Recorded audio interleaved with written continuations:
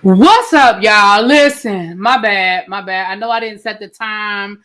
Y'all were coming in looking for me. I apologize. But we are here for the OJ Simpson, what's that thing? Made in America, Part 3. This episode really focused on moving into the trial. So let's get into it. Again, you guys, this took me down memory lane. Okay, this took me down memory lane. Let me put a little lip on. My lip running off a little bit. Let me put a little lip. Yeah, a little lip. Juvia's Place. It's a Juvia's Place gloss. This is called Merlot. Moreau. Okay? I love this little gloss. Anyway, let me get to my notes, chat.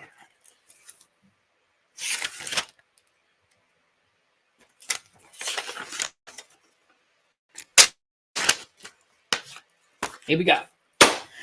Hey, everybody coming in. Thank you so much. Thank you, Dawn Simber. She said, just drop it by again. I appreciate it. So listen, I told you guys before, this is kind of hard for me because one, it takes me down memory lane, but it also brings back a lot of things that, it just brings back certain things. Hey, Cheryl, what's up, boo? We only need 203. Yes, honey. We're trying to get to our 1K subs on the review channel. Thank you, Corey, for being over there and hyping it up. 203 subscribers. So if you are not subscribed, I should have put it on members only on the main channel. Maybe I'll change it. Hold on. Maybe I'll change it to members only. We're trying to get the 1,000. Yeah. We almost have the watch time hours too. I haven't been pressing out the watch time hours until I get the 1,000 subscribers. But we getting there, y'all. We're the little engine that good. So part 3, it starts off the day of the unaliving. You know, certain words YouTube is funny about too early on in the video, so you got to bear with me. But June the 13th of 1994 was the day that it happened, right? The police were called to the house. There was a really, really, really bad blood. There's a lot of blood. They found the left glove. Now, y'all know the glove becomes very important. The children were actually still asleep upstairs. Now, I'm not sure if that says a lot about the children being used to sleeping through a lot of ruckus and screaming and hollering, because I'm certain there had to be some of that happening. No matter how the unaliving went down, there had to be noise and ruckus and screaming. Like, it had to be, right? But the fact that the kids were still upstairs asleep. Oh, and let me put a dot there. The kids did not go live with Nicole's sister. The kids lived with OJ after he was acquitted. I think the kids lived with her sister during the trial. But once he was acquitted, those kids lived with him. I read that yesterday or the day before yesterday when I was reading something, and I was reading about the daughter Sydney. They were saying that she's a very private, she lives a very private life, and they were saying that she lived with her father after he was acquitted. Well, the other day, I think we were saying that they were raised by her sister, and that's not accurate. I just wanted to clear that up. That's not accurate. They also said that OJ died around his family, and found out that's not accurate. There was actually, his lawyer said there was actually only one family member that was there when he died. And the rumor is that it was the son, the youngest son, the son from Nicole. The rumor is it was the son because allegedly the son actually quit his job and moved to Vegas to help take care of OJ in his last day. So they think that it was the son who was actually there on his last day. That doesn't mean that people didn't come visit. That doesn't mean people didn't come through. Okay? But that's the rumor. Justin, did I have the wrong son? Yana, I got the wrong son? Because Justin is the oldest son, right? The one that they thought had something to do with the situation, right? Isn't that Justin? I don't know. I don't want to say it wrong. Yana gonna clear it up for me. So because no, that's his name. Oh, okay, I got the right name. Okay, thank you, boo. So because O.J. Simpson and Nicole Simpson were not divorced at the time, they were separated and they were moving towards divorce. The divorce had been filed, but the divorce had not been finalized. Because of that, O.J. Simpson was the next of kin. Jason is the oldest. Thank you, Brooklyn. Thank you. Yeah, when that guy spoke on a previous episode about his relationship with Nicole, and OJ accused Nicole of being intimate, Nicole told him to keep it down because the kids were asleep. Okay, got you.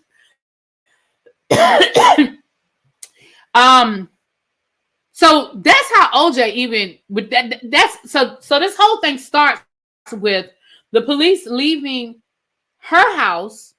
And remember, she only lived a couple of blocks away from OJ. And driving over to OJ's house to make the next of kin notification.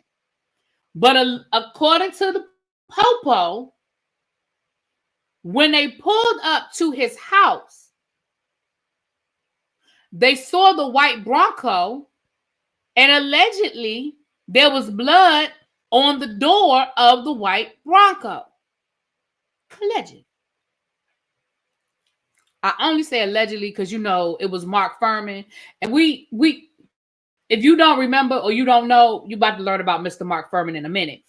But yes. Now remember, the only thing they kept saying was that there was a dog barking, a dog barking, a dog barking. The fact that no one heard anything was crazy to me. She lived in a main road in a quiet area. Cheryl, I'm telling you, me too. Me too. Okay. They said when they first knocked on the door, nobody was answering the door and nobody was answering the phone. But allegedly, Mark Furman said because he saw the blood on O.J. Simpson's door on the white Bronco in the driveway. At the time, they didn't know whether it was O.J.'s car or not. They just knew it was a white Bronco in the driveway with blood on it. And because they had just left Nicole Brown's house and they knew that there was a bunch of blood and stuff, they knew what was there. They were like, this is exigent circumstances. And they hopped the fence to go on to OJ's property. Because remember, he lives in a gate. There's a gate. You can't just drive up in his house. There's a gate there. They hopped the fence and rolled up in the house. And that is when they came across Kato Caitlin. Now, for those who don't know Kato Caitlin, none of us, and when I say none of us, I mean none of us, to this day, we don't know why the hell he was there. We don't know who he is and why he was there. He was this white guy who was living in OJ's pool house, guest house, whatever. I don't think it was ever really clear to us the who, the what, the when, the where, and the why, and the how of Kato Caitlin. I mean, Kato told the police, OJ is in Chicago. They told when did OJ leave? OJ left, did I write the time down, child?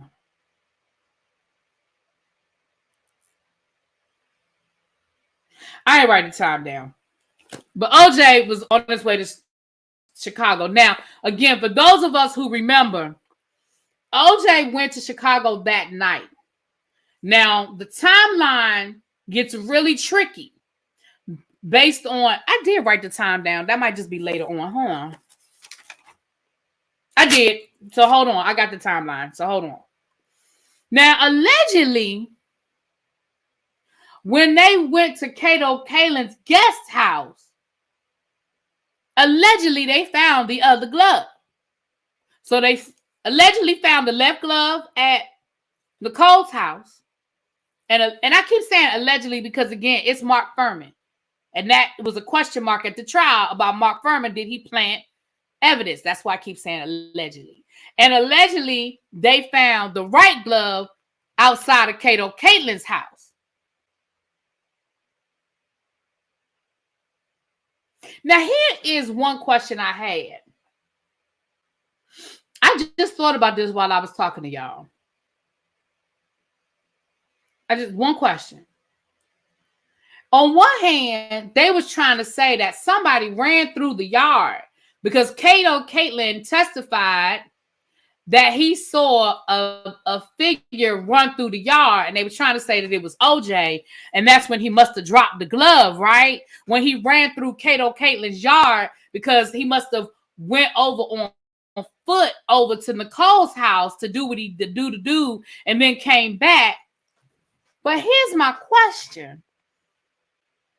If OJ ran his happy ass over to Nicole's house, did the do, and ran his happy ass back, why would there be blood on the Bronco? I mean, if he didn't move the car, wasn't that the driver? Maybe that's what it was, Empress. Maybe they saying the driver. Because in my mind, I thought that's what they was trying to say. But okay, maybe they were saying that's the driver. Maybe they were saying that was the driver. But okay, we didn't get that far yet. That must be episode 4 where they get into that testimony. But in my mind, I was just thinking. In my mind. Okay. As soon as Nicole's sister found out, she said, I knew he was going to kill her. I knew he was going to do it. So there was never any doubt from the beginning that O.J. Simpson did it. And when the police called the family to tell the family about Nicole, the sister said it, which of course immediately the police were like, oh, really? Mm-hmm. Okay. So then in enters Marsha Clark. Now, again, if y'all know anything about the OJ child, Marsha Clark was the lead prosecutor. And she said, I thought he was a has-been.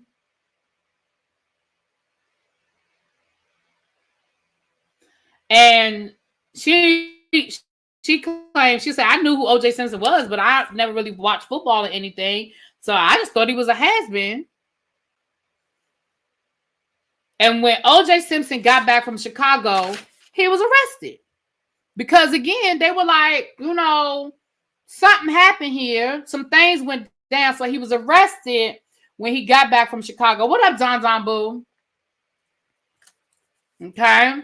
Now, the police did question O.J. Simpson. Child, we ain't going to talk about Marsha Clark and her bad hair, honey. Woo!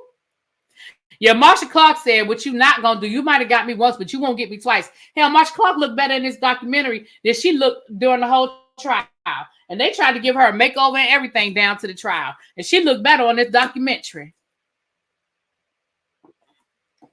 She had a cute little haircut and everything. Marsha Clark did well. Let's be clear. Marsha Clark did well after the OJ trial. Okay?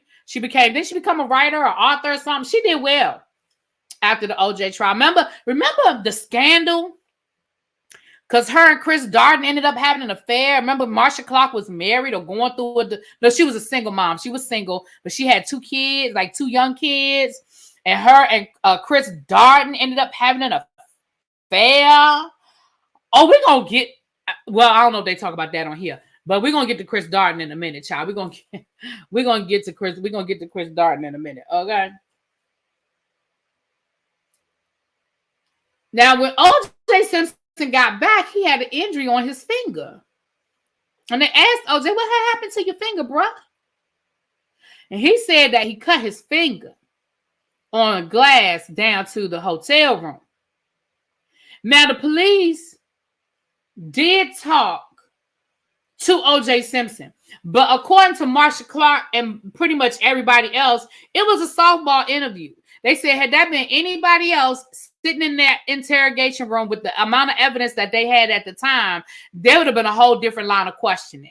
But because he was O.J. Simpson, and because those police officers didn't really want to, they was doing a little 1-2 step with him, and they really weren't asking him the hard questions. And then after they got done talking to him, they let him go home. Marsha Clark said, had that been anybody else, he would have been arrested and he'd have been booked and he'd have been charged because there was enough evidence to charge him at that time based on the blood, based on the glove, based on the timeline, based on their the past of domestic abuse. They said anybody else would have been arrested. And I agree with that too. I agree with that 100%. They let that man walk right on out of there without nothing. They didn't charge him. They didn't do nothing. Okay. So OJ goes back home, and his little friend, remember I told y'all in the last episode, his friend that was a cop that he knew that OJ played football with his brother, and he was, he became really good friends with OJ. He said, he went over to the house, and they were at the house, and OJ was all watching it on TV. They said OJ had 3 different TVs on that was showing the people, the different TV stations talking about him and talking about the case. And he was like, I can't believe they think I did this. I can't believe they think I killed Nicole. I can't believe this. I can't believe this. And he was like, he asked OJ, he said, so bruh, what happened to your finger? Ron Ship. Thank you, Kenya. He said, so bruh, what happened to your finger? He said, OJ was like, oh man, I cut it on the glass. I cut it on a piece of glass, down to the hotel. He said, oh, okay. He said later on that day, somebody asked OJ, hey man, what happened to your finger? And he said, oh man, I messed it up chipping a tee down to the golf course. So Ron Ship was like, that ain't what you just told me 15 minutes ago. And then he said, somebody else asked him what happened to his finger, and he told him, oh, I hurt my finger in the door trying to get out the night that I went to Chicago.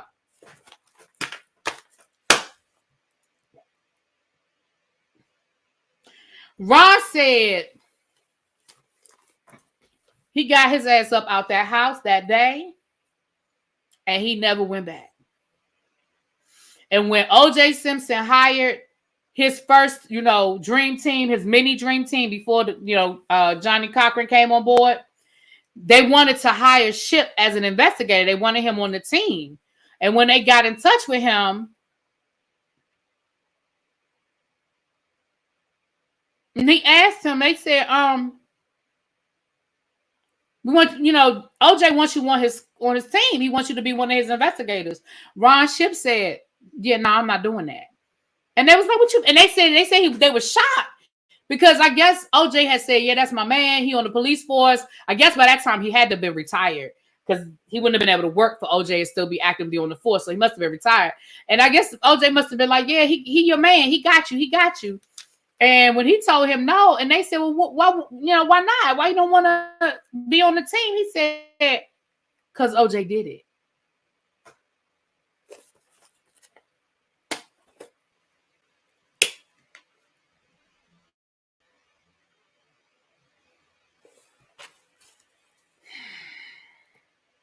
Now, let me go through the timeline. Here's the timeline.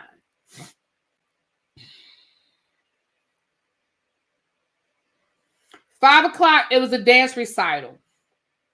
OJ and Nicole, from my remembrance, yeah, they were at the school for Sydney's dance recital. At 5:30, Nicole and her people went to dinner down to the restaurant Mezzaluna. At 9:30, OJ and Kato went down to the McDonald's to get them something to eat before they headed back to the house, before OJ had to get out of town, had to go to the Chicago situation. At 9:47, that's when Nicole realized that she had left her glasses, and she called down to the restaurant. Hey, St. James. Hey, boo. And Ron Goldman, it's like, I think it was like at 9:50. Ron Goldman was like, I'll take her sunglasses. The restaurant was closing up, and he told her he'd take her sunglasses on his way home. Now, at 11:50, OJ was in the limo on his way to the airport, and then I think they said his flight left at 12:30, something like that. Because I said, oh, those are the pre-9/11 days where you could get to the airport 30 minutes before your flight and still make it to your gate early, especially when you was a celebrity and he could probably bypass most of the bull hockey and the hula la, right?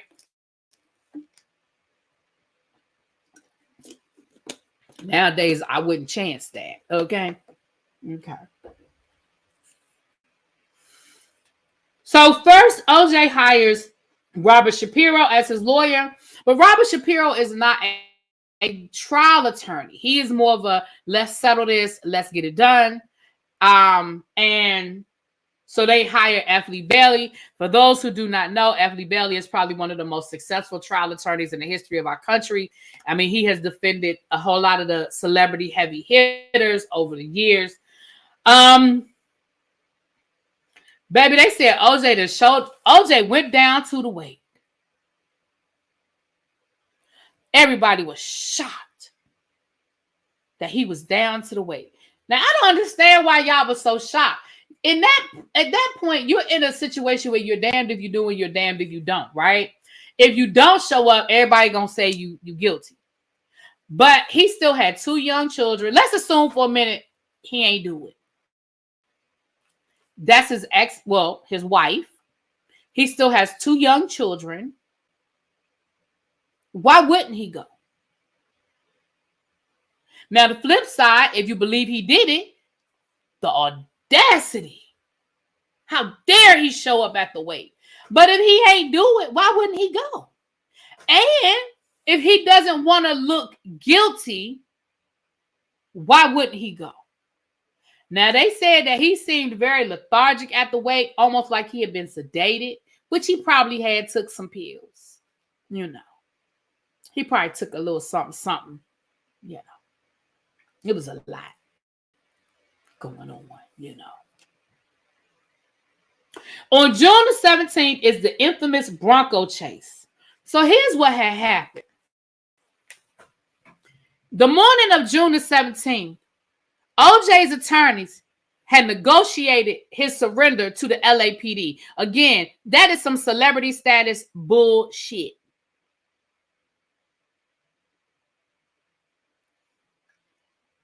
Because anybody else would have got the popo knocking on their door first thing in the morning with a warrant ready to take them down. Okay? But you arranged a nice little old surrender. He was supposed to surrender at 11 o'clock. They even had a whole press conference set up and everything else. Baby, 11:47 rolled around. OJ wasn't there. And they had to do this press conference looking stupid as hell because they thought they was going to be announcing that OJ Simpson was in custody. And instead, they was announcing we don't know where the hell OJ is. The DA was looking stupid. The chief of police was looking stupid. Everybody was looking stupid. And where was OJ? Don't nobody know where OJ was. OJ's attorneys allegedly claim that they didn't know where he was. They said we left him with Al. They was downstairs. We were upstairs handling some business. And next thing you know, they was just gone. We don't know. That's what they were saying. We don't know. It sure did. It interrupted the NBA finals. I'll never forget. Because I remember I was at my aunt's house. We was playing cards, watching the basketball game. It was the Phoenix Suns. I forgot who they were playing. I just know it was Charles Barkley because at the time I was a real big Charles Barkley fan. And I remember it was Charles Barkley. It was the Phoenix Suns. I want to say it was the Philadelphia 76ers or the New York Knicks. But don't quote me on that, y'all. Do not quote me on that.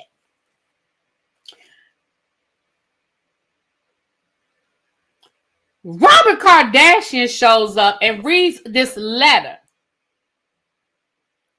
Now, I should have maybe got the voice note so y'all could hear him reading this letter. But to paraphrase, it was a non-suicide letter. Because the letter was he was very clear not to use specific language. He never said specifically, I am going to unalive myself. But it was a very woe is me. It was the Knicks. It was Houston? Okay. Well, Charles Barkley played for Houston, so it wasn't the Phoenix Suns. It was Houston. Okay. Thank you, Brooklyn. Thank you, Brooklyn Carter.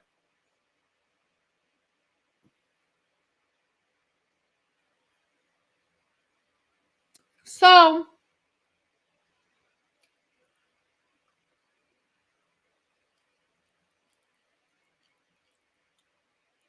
he reads this letter, and the letter is very much I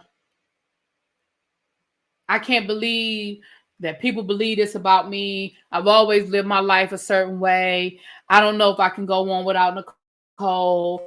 I don't know if I could go on with people looking at me the way they look at me and people thinking of me the way they think of me. I don't know if I can live like this. I don't know if I can stand this. I don't know if I could do this. It was a very weird letter. And again, he's not point blank saying I ain't gonna be here no more.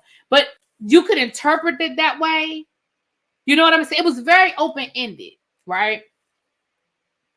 So, of course, from that point on, everybody thought OJ is gonna. What up, DC Kool-Aid? What up, boo? DC Kool-Aid and Lisa. I'm sorry, DC Kool-Aid and Lisa. What's up, y'all? Everybody felt like, not everybody, but a lot of people felt like, okay, does this mean what it sounds like it means? In the meantime, they still couldn't find his ass, okay? The letter was a narcissist looking for his supply. He was never going to do it to himself. Latita, I don't think so either.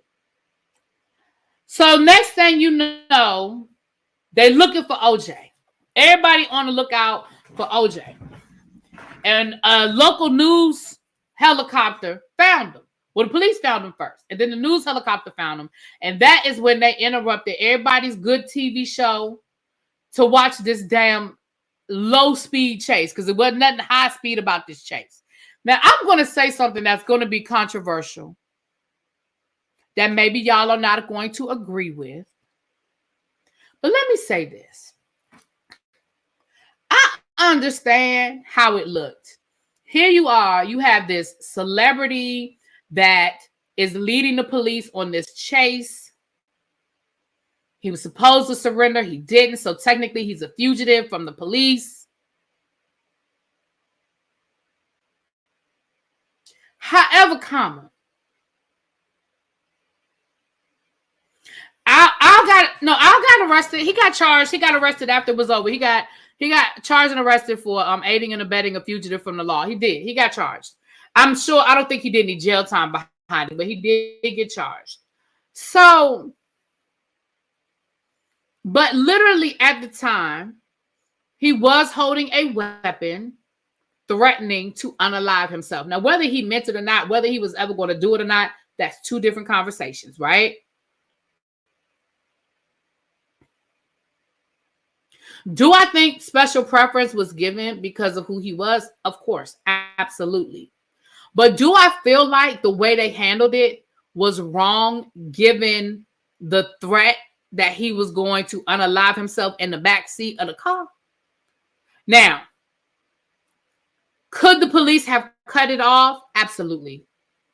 Absolutely. There's no reason in the world why that man was supposed to go from wherever he was all the way to his mama's house. All the way to his mama's house? I mean, all the way to his house, because he was like, I just need to see my mama. I just need to see my mama. I absolutely feel like that chase could have been cut off, right? They could have put a blockade and forced them to stop. But now you're in the middle of the damn highway, right? They could have put the little things down and it could have blew the tire out in the car. But if the man got a weapon literally to his head, now, you chancing that happening, right? I really felt like I understood. It wasn't for hours. It was too long, though. It was a long damn time. But now they had been out driving for hours, but the police weren't following them for hours. At least that's not my understanding. I could be wrong. Y'all correct me. They let him get all the way to his house, where they had SWAT. They had a hostage negotiator, had all these things in place waiting for him to get to his house. Now, let me rewind a little bit. While the chase was going on, and again, for those of us who remember it, we remember the chase. But while the chase was going on, here is where you get the first glimpse of what this is going to be not only race relations like, but celebrity like. It was 2 hours per Google. Okay, it was 2 hours. Race relations Also, celebrity-wise, right? Because you literally had people lined up on the side of the highway with signs that said "Run Juice, run, go Juice, go, free OJ." Literally, as he's driving to his house. Now, this is a gated community now. Gated community. People lined up on the street. Lined up on the street. Exactly. So fair. It was definitely a response to what happened with the riots and Rodney King. Absolutely. They definitely could not afford to have that play out on national, especially when they knew they were on national television. Absolutely. Absolutely. That is when, if they didn't figure it out, that is when the police should have known they were in trouble. Again, that doesn't mean you don't do your job. That doesn't mean you don't follow the evidence. But that is when they should have realized this is going to be a shit show. Right? Because I was watching it going, how they get them signs made so fast? Like, these are some pretty nice looking signs. I mean, you could tell they were homemade, but I'm like, who the fuck is making these signs? Anyway. They get to his house and he refuses to get out the car. Again, he refuses to get out the car. Am I saying Al Collins? You mean AC? Yeah, okay, AC. My bad. Until it was dark. And I do agree with the guy talking in the documentary that he believes that he purposely waited for it to get dark so that people would not be able to get a shot of him getting out the car. Even though they did end up getting a shot of him in the, in handcuffs and everything else. But I absolutely believe that he waited until it was dark on purpose. Because once it got dark, then, he got out the car. He, turned, he threw down the weapon. Yeah. Al Cowlings. Okay, so Al Cowlings is AC. Yes, same person. You was thinking the same thing about the signs, right? I was like, where are they getting these damn... They're on the highway with signs. Who is selling the signs? Like, who just had poster boards sitting in their house with some markers and just said, and not only did they have the supplies, they were in the right place. They were on overpasses. They were on the side of the road. I was like, well, how are these people maneuvering all of this? I was like, what the hell? Okay. So the next day, of course, he has his preliminary hearing. We've all seen that with him looking totally out of it. He got the bags under his eyes. He looked like he don't know where he is. He can't even barely get out not guilty when it's time for him to plead. He look a whole mess, okay?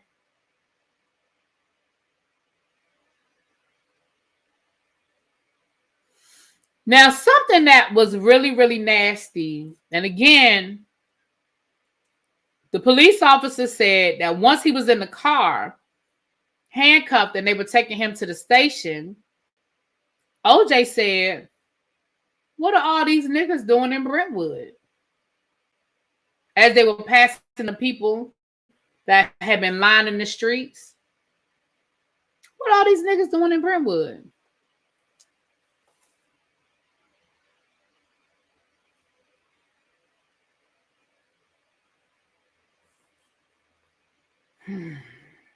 Now, they did say that they have found passports and cash in the car. So he clearly was trying to get the hell out the country. We're not going to play no games. He clearly was trying to get out the country. He had his passport and he had money. And I'm sure that's where they were headed. From LA, they was headed south. They was headed to the border. They was headed to the border. Okay, let's call it thing a thing. Okay.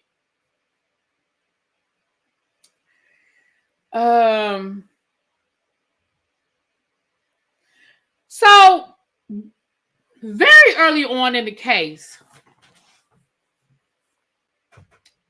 there's a reporter. He was a law student, but he was a law student turned journalist, and he said that Shapiro was one of his law professors. So he reached out to Shapiro to kind of get an inside scoop on. No, it wasn't Shapiro. It was somebody else. I'm sorry. I don't think it was Shapiro. It was somebody else that was on the case. Hold on. Did I write his name down? Oh, shoot.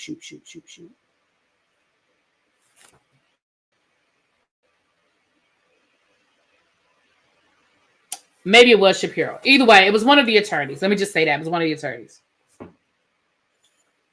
And he said, you know, this Mark Fuhrman guy, something's not right about him.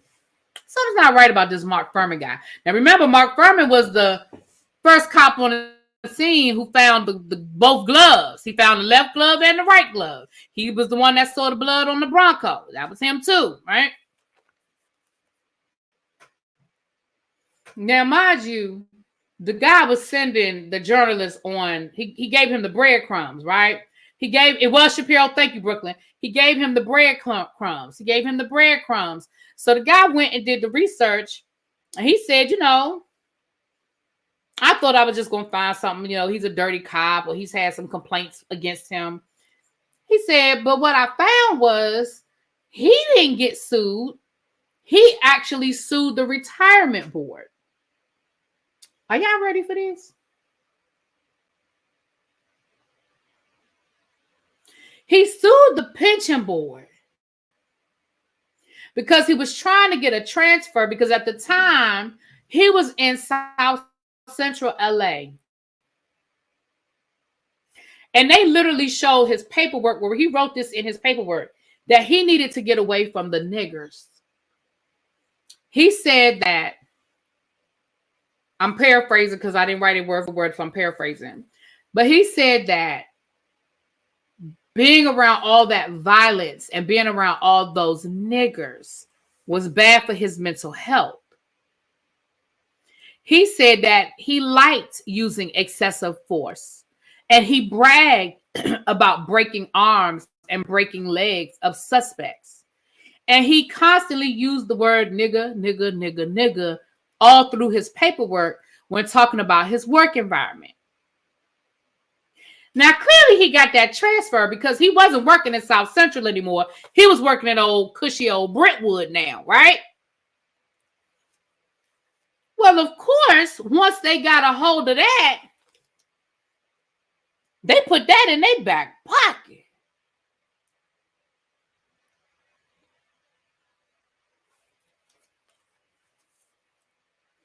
It's interesting that Mark Fuhrman even agreed to do.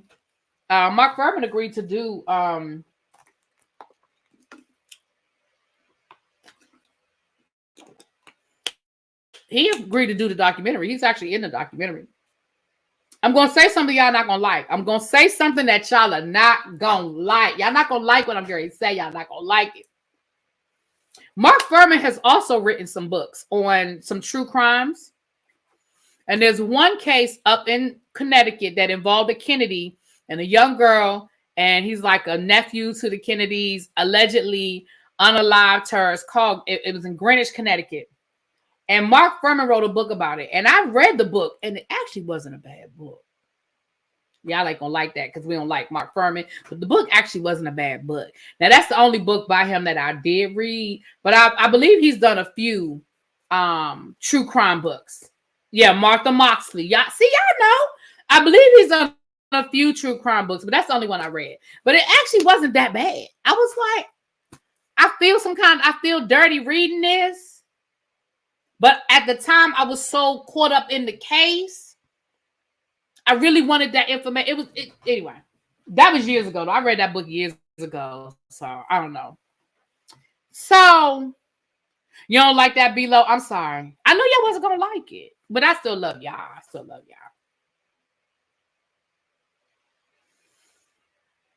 Okay.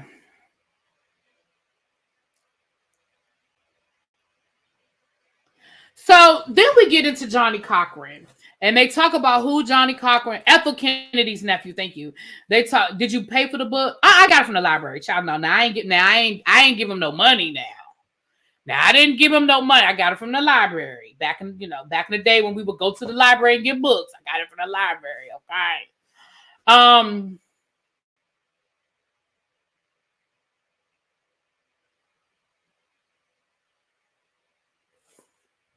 So,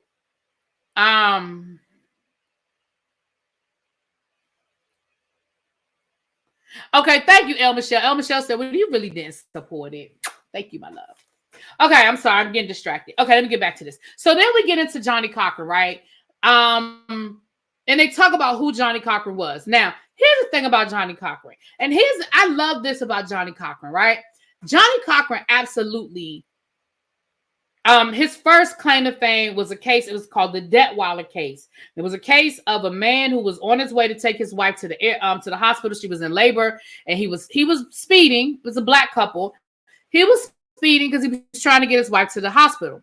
Cop pulled him over. He was trying to explain to the cop, my wife is in labor. Do you think you could give me an escort to the hospital? I'm trying to get her there. And the cop ended up shooting him, and literally he was murdered, literally standing over top of his wife who was in labor at the time.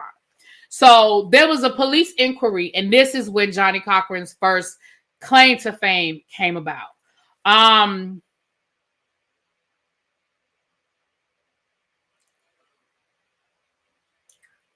Then it went through his career, and it talked about, he really, Johnny Cochran really did a lot of,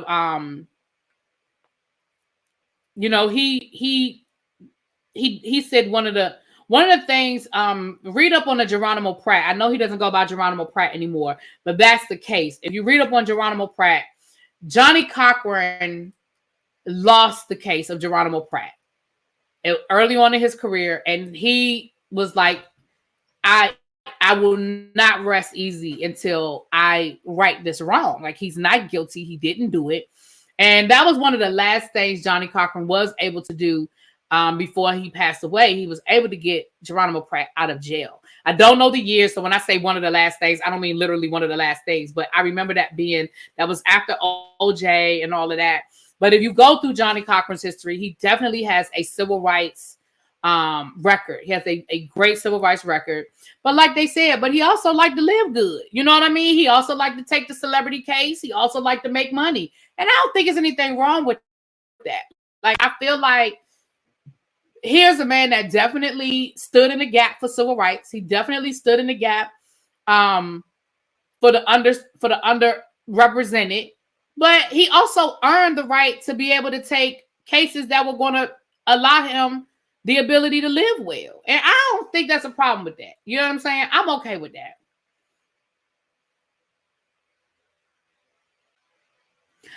Do I remember him trying to call Bob Costas? I do. I think I remember Bob Costas having something to do with that, child. Right, the bills have to get paid. So I'm okay with that. And they didn't say it as a bad thing. They were just like, listen, Johnny, you know.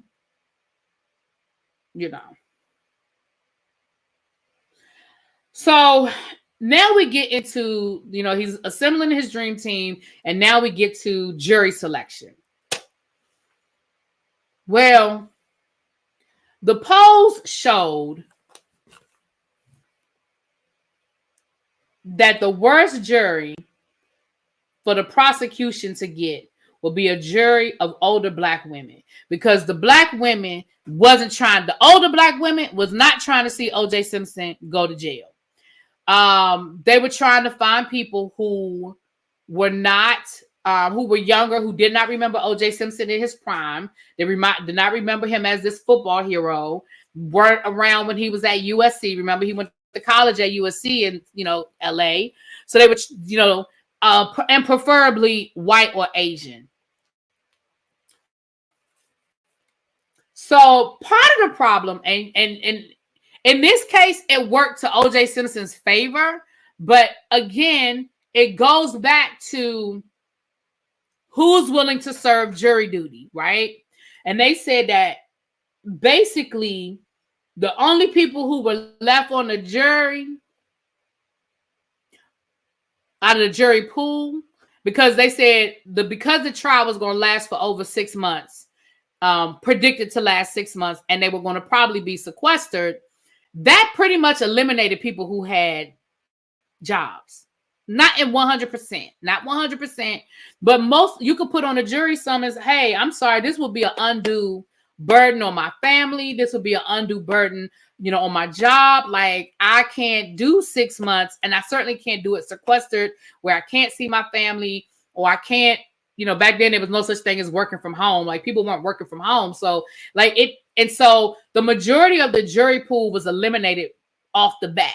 They said out of 100 and something jury summons that were sent out, 91 people showed.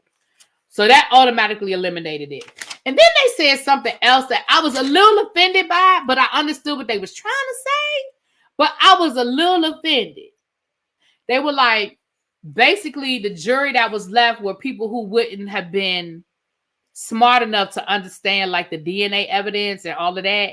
I was a little offended by that because I feel like just because you don't have the kind of job where you could take off for 6 months, or maybe you know, I didn't feel like that automatically meant you weren't smart enough to understand the damn evidence. Now, granted, DNA was still in its early stages and stuff like that, but shit, draw me a line and let me follow it.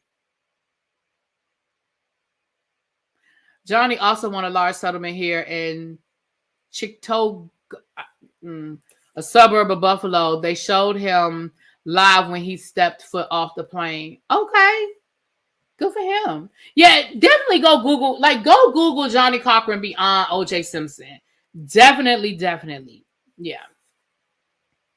So the jury ended up being made up of 8 black women. They should have knew right there they was in trouble, which they did. Marsha Clark said she knew they were in trouble. They said during jury selection, O.J. Simpson, they played a tape of O.J. Simpson in an interview. Don't know what interview this was from. Where he said, you know, throughout my life, I never paid attention to how many black people were in a room. I never paid attention to how many Asian people were in a room. I never paid attention to how many white people were in a room. But that during jury selection, I literally was counting the black people. And I said, but you didn't want to be black. Remember, O.J.? You just wanted to be O.J. You didn't want to be black. Chictagua. Okay.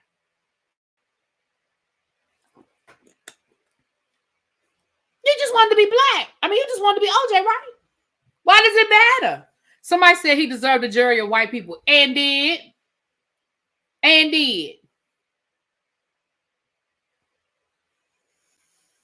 Okay. So then we picked the judge. We picked Judge Ito, which I think Judge Ito was in over his head. This was a celebrity. It was on TV. It was a celebrity. It was the trial of the century, right? It was on TV every day. Everything he did and said was Chitawaiga.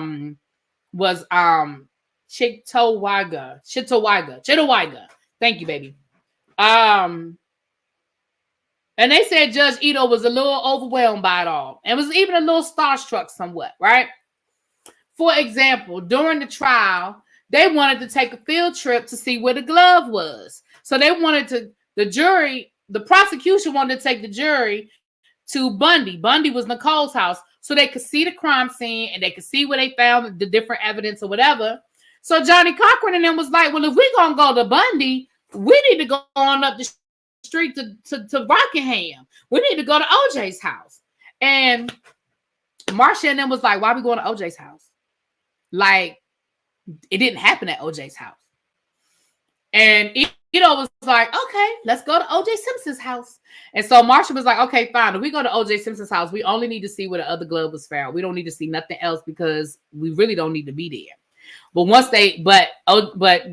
OJ's attorneys were able to argue, nah, they need to see everything. Baby, they took that jury to OJ Simpson's house and let them walk through OJ Simpson's house, and they had staged the house, honey. They had took down all them pictures with OJ and them white people, and they had put pictures up with OJ and probably any black people they could find. They even took a picture out of Johnny Cochran's office, the lithogram of Ruby Bridges, the Norman Rockwell painting, the very famous painting of Ruby Bridges walking behind with the police officers. And they put that thing at the top of the steps. Marsha said, I walked in that house and I said, oh, no, the hell you didn't. She said, now y'all know good and damn well that's not them pictures that man had on that wall. Y'all know good and damn well that man had all them white people up there on that wall. Where are the white people? She said, well, Marsha Clark said she was mad as hell. She said, Marsha Clark said she was mad as hell. She said they had a hearing right there on the spot. They pulled Judge Ito over to the side and they had a hearing. And Judge Ito was like, I don't see no harm in it. Baby, that thing, right. This is what launched Star. Yep, this trial launched Star Jones's career, national career. Because she was on the court TV. She was one of the correspondents on court TV. Baby, that attorney, the attorney that was on the team, he said, listen, let me tell y'all something. He said, if that jury had been Mexican, we'd have had a fucking mariachi band out front of the house. We said we'd have found a picture of O.J. Simpson in a sombrero and put it up on that wall. Do you hear me?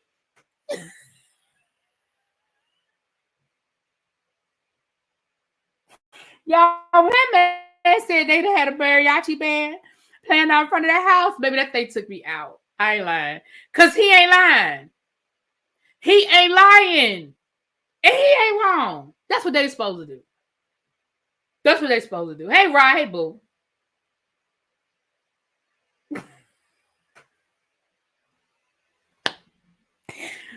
Ooh, Lord. They said they put pictures up that OJ probably didn't know he had.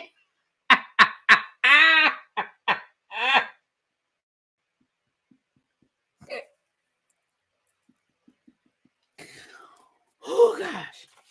Oh, that's where my notes end.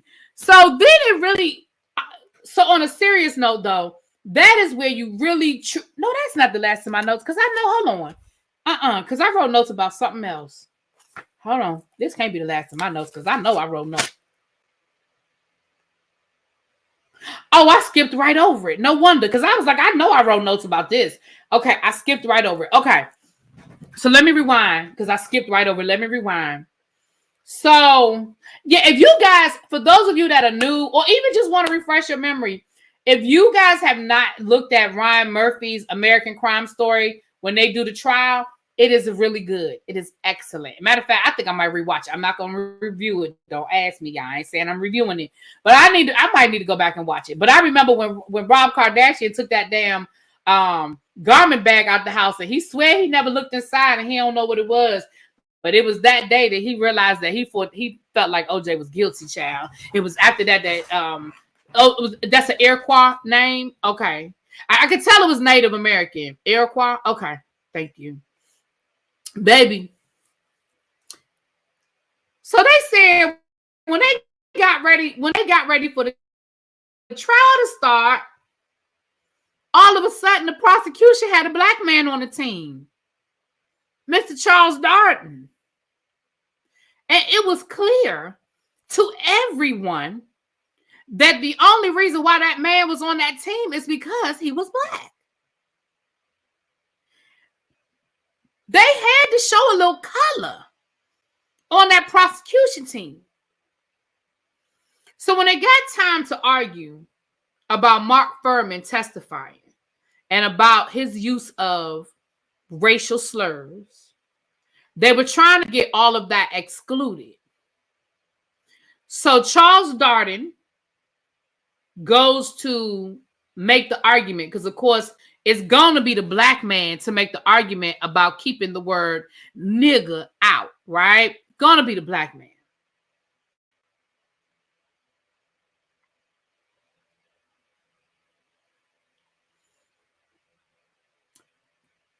Christopher Darden argued, I'm oversimplifying, but basically his argument was because the jury was predominantly black, introducing the fact that Mark Fuhrman has used these racial slurs in his history would unduly influence the jury. They wouldn't be able to get past the fact that this white man uses that word, that he wouldn't be able to move past it, that the jury would not be able to see past the fact, oh, he's a racist. And therefore, he had to have planted this evidence on this black man against this white woman. Right? Now, Johnny Cochran gets up behind Christopher Darden, and he eviscerates that man. I don't remember it in real time because the trial played during the day while I was, at school and stuff. And again, this is before, I mean, we had VHS and we could tape stuff, but I wasn't taping the trial. I wasn't doing that. He eviscerated Christopher Darden. He said, how dare this black man stand up here and insinuate that black people are so simple-minded. He ain't say simple-minded, I'm saying simple-minded. That they can't articulate and critically think past a white man using a racial slur. He has not only insulted me, he has insulted all of Black America. And then he said, I'm embarrassed for him. I said, damn, Johnny, you ain't had to do that man like that, Johnny. You didn't have to do that man like that, Johnny. He said, I'm embarrassed for him. What did he do that man like that for? What he do that man like that for?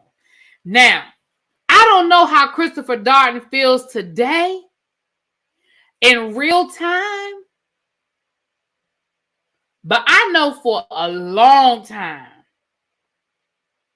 after the trial, Christopher Darden ain't had nothing nice to say about Johnny Cochran publicly. Now, I don't know what the man said privately, but publicly, he ain't had nothing nice to say about Johnny Cochran for a long time. I mean, a long time. They said, because one, he was embarrassed, obviously, but he was hurt as well. Because they said that he actually wanted to work for Johnny Cochran. Like, that was like, he was going to do his, do his due diligence and, work on the, work on one. And then he was going to go into defense. And he actually wanted to work for Johnny Cochran.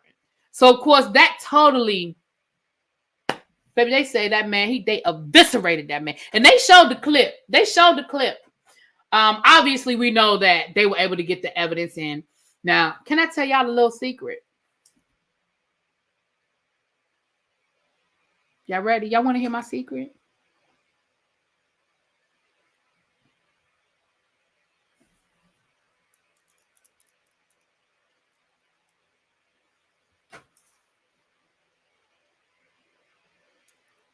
I agree with Christopher.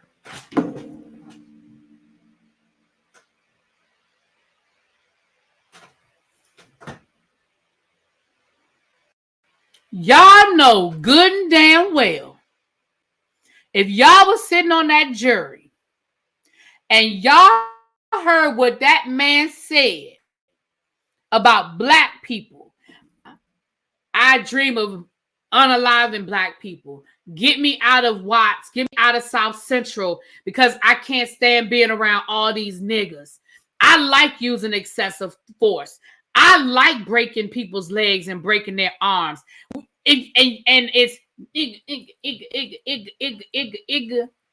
now you got this Johnny Cochran standing in front of you saying, this man was the first person to find the glove. Coincidence? This person said he found blood on the Bronco.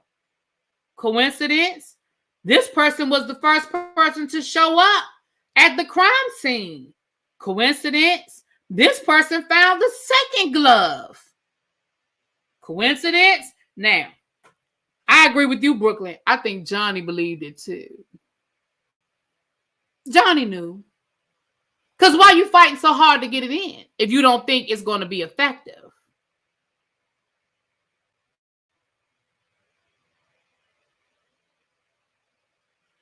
I'll be honest with you. Christopher Darden wasn't wrong in what he was saying, but Johnny Cochran did what he was supposed to do too. He did his job. He did what he was supposed to do. Right?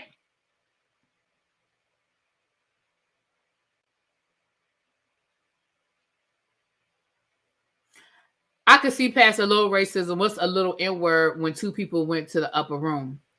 I'm going to say this, Tracy.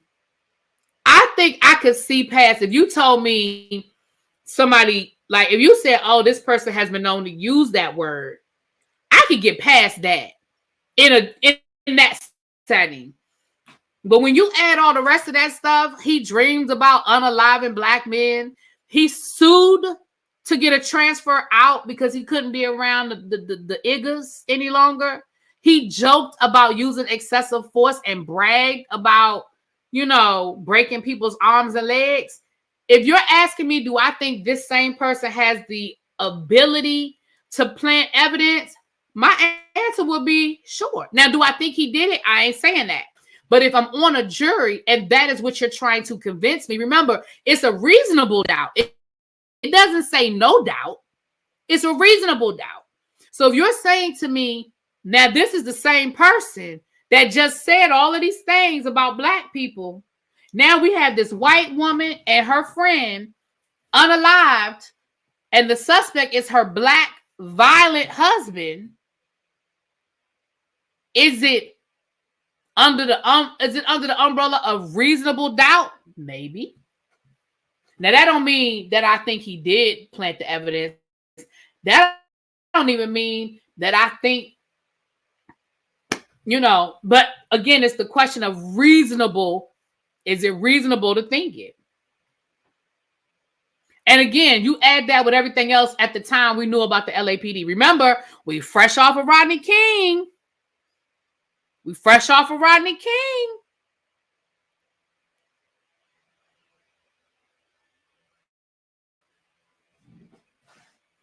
Oh, he's currently running for Superior Court judge.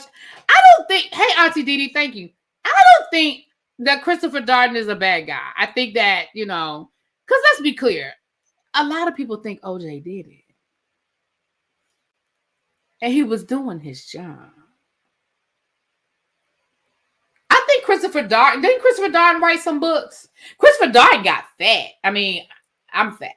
But you see how little or how slim he is during the trial, and then like 10 years later, baby, Christopher Darden had picked on some weight. Okay, I think the last time I remember seeing Christopher Darden might have been on Oprah or maybe The View, because I know he wrote some books too.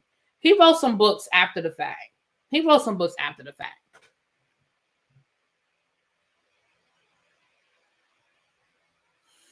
Didn't Mark also come to the house after he assaulted her? She then didn't press charges and he got mad. Maybe. In contempt. Yeah. Now, I don't know if I ever read it. I said I wanted to read it. Maybe I'll go back and read it now. Maybe we'll add that to the book club list. Now, don't y'all say nothing to me about that book club. I'm trying. Y'all know I'm trying. But the summertime, we'll have some more time. Maybe we can do some books over the summer. Let's add it in the... Was it good, Marnie? Was it good?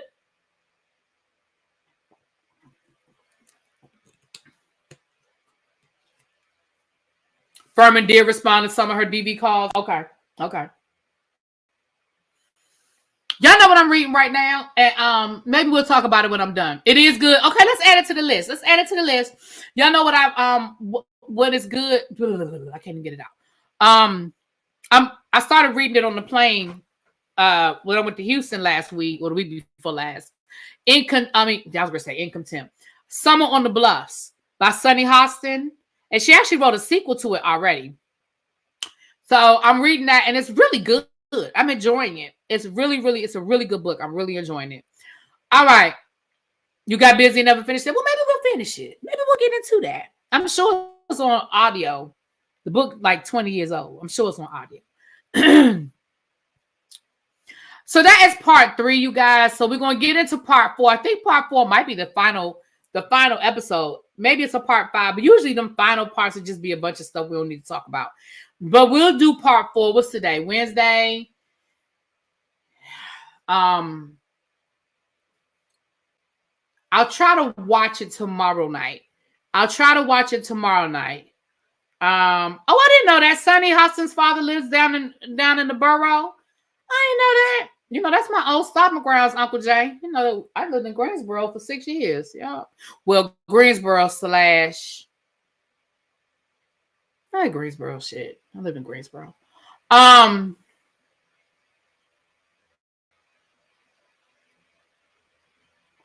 I going to watch the Amanda Seales interview? I'm not. Let me tell you why I'm not going to watch the Amanda Seales interview. She irks my soul. I can't with her. I can't. Do I think that she makes valid points at times? Yes. But overall, she irks me. I can't. I'm not. I've already seen a couple of clips, and it's already getting on my nerves. I've seen like 3 or 4 clips from the interview, and it's already irritating me. So I'm probably not. Really, I also think some people have to know that some of the best prosecuting attorneys make the best defense attorneys. Like Johnny, he started in the LA District Attorney's Office. Yeah, absolutely. Yes. Yep. I was done with Amanda when she lied on a neurosurgeon. Yes, she did. And then she tried to double talk, which is what I hate even worse. Then you try to come back and be like, well, I never said it. What I said was, no, I don't play them games. You put it out there. Amanda and Monique, I'm just keeping it in my prayers. I can watch. I'm tired. Yeah, yep, she said it on The View years ago. You was in Brown Summit or something. No, I was in Green. I was thinking because one of my apartments was like right on the outskirts, down by Celebration Station. Over by Celebration Station. But I had to think about it. It's still Greensboro though. But it's near. It's like right on the line. It's right on the line. But it was still Greensboro. But it was over by this. Celebration Station still open. You know with Celebrations. It was right over there by Celebration Station. It's right. I had an apartment over there. What was the name of what was the name of that apartment complex? Oh shoot. If I could think of the name of it, I'll tell you. Something with hills in it. Something hills. What was it? It has hills in it. What's the name of that apartment complex I used to live in? You used to work at Celebration Station? It's still open. Okay. Yeah, it's something. What was it called? It was something Hills. Yeah, it wasn't too far for Wendover. And then my first apartment, my second apartment, because my first apartment I lived in by myself. Let me put it that way. It's a apartment complex, and I would never remember the name of this place. Right next to the Walmart on Wendover. Before they built up, not Wendover, Battleground. If you the Walmart that used to be all the way down Battleground, like literally it was at the end of Greensboro. It was literally at the end. It was right on the line. It was still Greensboro though. But you know what that Walmart is right there? It's literally like, I don't know if it's still there or not. Oh, okay. Yeah, it's probably an old walk. Yeah, it may not even be there anymore because it was, again, I ain't lived in Greensboro in 30 years. New Garden, right over there. Yeah. And it was like a park back up in there that I used to go walking in that park. But it was right there. You go all the way down Battleground. It used to be, let me tell you, it was a brand new grocery store back then. I know it's closed now. It used to be a buy low off of Lawndale. Yep. Spring Garden. No, it was past Spring Garden, but it was down that way. It used to be, it was a Walmart there. And then like, if you went down, coming back towards Greensboro, it was like a Stein Mart and, a little strip mall area right there. And then it was like what was that? A TGI Fridays or a Ruby Tuesdays? Was it called Memorial Park? Mm-hmm. Yep. So that was my first apartment by myself. And it was a 1-bedroom apartment. Let me tell y'all something. It was a 1-bedroom apartment. I had a washer and dryer in my apartment. Ask me how much my rent was. My rent was $500 a month. I paid $350 and my parents paid $200. Or no, it might have been $600 a month because I think I split it with my parents. I think I split it with my parents, so maybe it was $550. It was because I remember I paid $350 and my parents paid the difference. Maybe they paid $200. But I know they paid the difference. I paid $350 and they paid the difference. Yep, that was my first apartment. Yeah, right. With a washer and dryer, 1-bedroom apartment, washer and dryer. And I had a little patio too. I couldn't get to the patio from inside the apartment, but it was right outside, right out in front of the apartment. I had a little patio. Sure did. You paid $500 for your first apartment too? Those apartments are now $1,800 a month. I believe it. Because it was a nice apartment. It was a nice apartment. It was quiet, and it was far enough away from campus that I didn't have no accidental visits.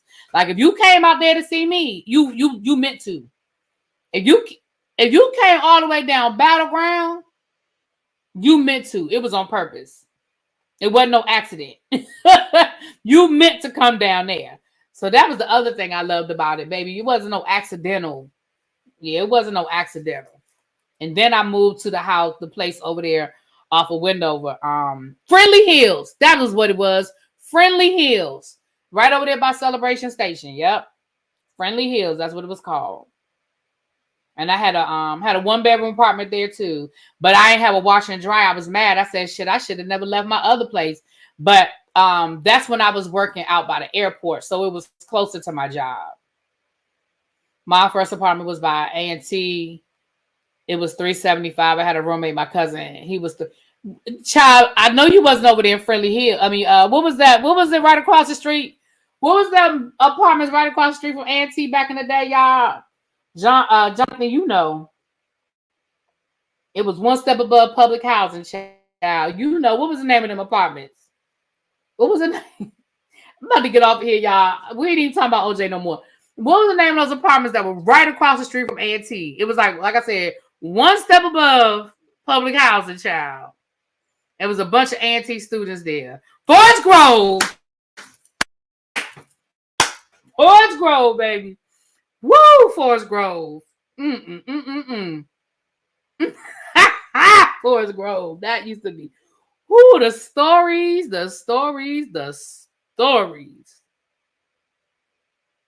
All right, I'm going to bed. Ooh, the stories we could tell about Forest Grove. I figured they tore Forest Grove down. Listen, that don't surprise me at all that Forest Grove is gone. Baby, they should have tore it down when I was there. Many band parties there, every party there. Shoot. And during homecoming, it was just one big ass block party up in there because everybody was getting it in during homecoming. You could walk through Forest Grove and it was just one big long party. It was just one big long party walking through Forest Grove during homecoming. That whole area back up in there. It's not gone and remodeled it and turned it into student apartments. Yeah, I thought that's what I was told. The A&T got it. A&T got them. Okay, let me get over here, y'all. All right, I'll talk to y'all later. So, like I said, part 4, I'll try to watch it tomorrow. Y'all know Saturday, I'm busy all day Saturday. I'm not gonna be able to do anything on Saturday. But maybe Sunday. Because all we have is the final part of Love and Marriage Huntsville. I mean, Love and Marriage. Lord, I said Huntsville. Love and Marriage DC.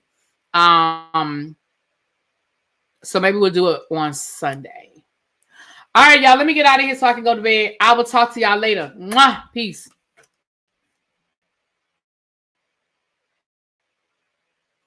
House of Prayer folks just built apartments across from the church right on Bennett. Right at Bennett.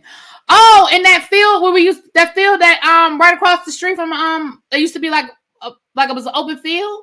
They just built apartments there. Wow. Okay. I ain't mad at it. All right, y'all. I'll talk to y'all later. Mwah! Peace.